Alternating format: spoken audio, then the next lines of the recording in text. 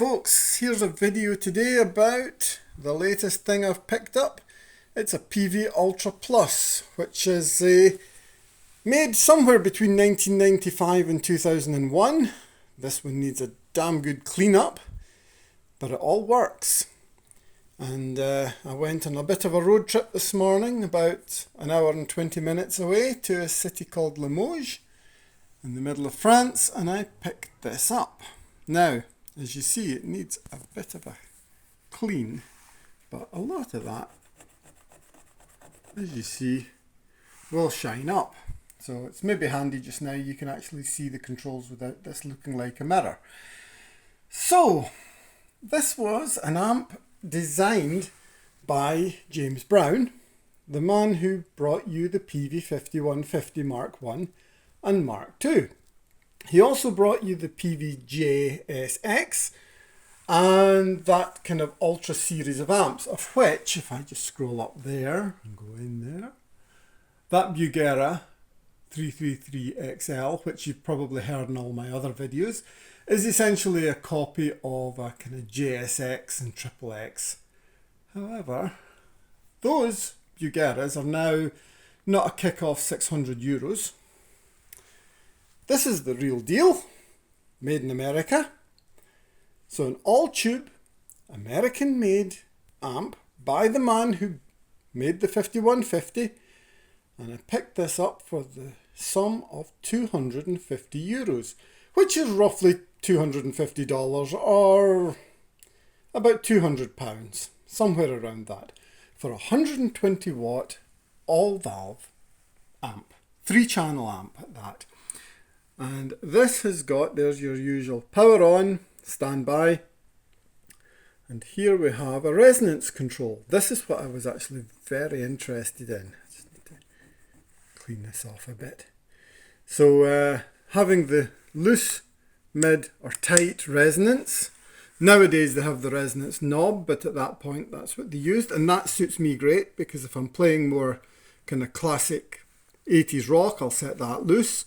And anything more modern or using the 7-string, I'll tighten it up.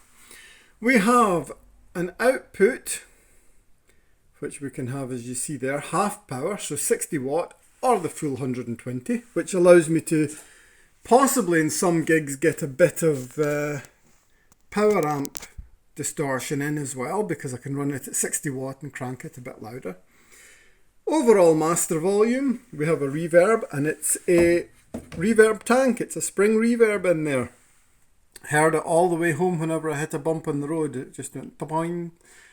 We have on the Ultra channel and Crunch channel a shared EQ, edge, body, bottom, which is essentially, you know, that's treble, mid and low.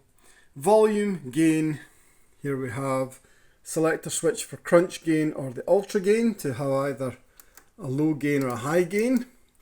However, I can't access the crunch channel at the moment because it's only done by a foot switch, and I need a foot switch. So if anybody has a foot switch for one of these lying around, and you're in Europe especially, send me a message. I'm very, very interested. Then we have a clean channel, which wasn't available in the 5150, and this is a pristine clean, high, mid, low, with a bright switch. There's the channel select, but that only allows me to select from the clean to the ultra gain, not the crunch, hence why I need a foot switch. And a master volume for the clean channel, not a master volume. Volume for the clean. Master volume is over there, and it says master volume. And all the way back over, we have two inputs, low gain, high gain, just the same as on the Bugera. Tend to use the high gain because I'm running mainly passive pickups. But overall, apart from a bit of dirt and a little bit of corrosion on that plate, it's okay. There's no bashes, there's no rips in the Tolex. And when you go inside, and there's a whole raft of dust. But looking in there, there's the tubes. We have 4 6L6. These are groove tubes in this, so somebody's done a bit of a tube upgrade at some point. They all work, so I'll leave them as they are. And we've got our selector switch, 16 ohm, 8 ohm, 4 ohm, 2 speaker outputs. there's the remote switch socket. It's a DIN type socket. We have a preamp out and we have an effects loop, and the effects loop in this is well designed. That works much better than I have in my Jet City, which is the Soldano type.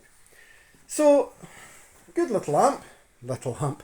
It weighs a ton. It's the best part of 25 kilos or 50 pounds. In the UK, if you want that, that's roughly 4 stone. So, the weight of a small child, going by my lad upstairs.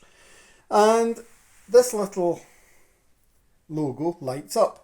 At the moment it's only a kind of reddy orange because without the foot switch that doesn't change. However, with the foot switch it is green when it's clean, it's orange and crunch, and it's red when I'm in ultra.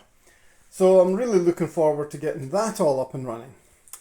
But my first job is to get the cleaners out, strip the back out this, give it a damn good clean and make it look the part.